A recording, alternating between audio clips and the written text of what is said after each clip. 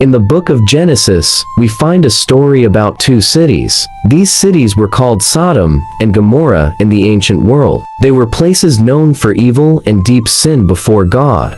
God watched their wickedness rise like smoke into the heavens. God chose Abraham to stand before him and plead for mercy. Abraham begged God not to destroy the righteous with the wicked.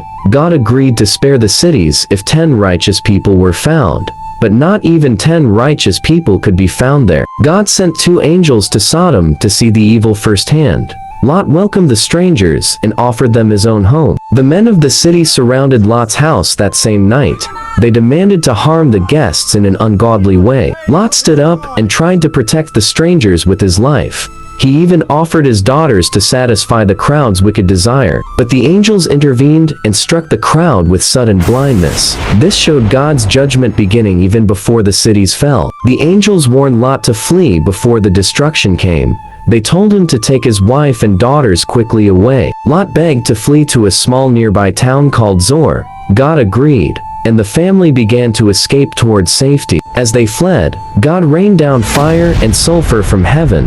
The 2 cities were consumed by his blazing anger and wrath. Everything in those lands was burned and wiped off the earth.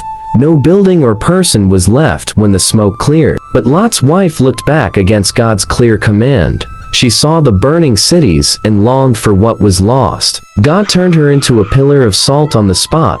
This became a powerful warning about disobedience and regret. This story still matters to believers in every generation today. It reminds us that God sees sin and cares about justice. It also shows that God honors those who obey his word.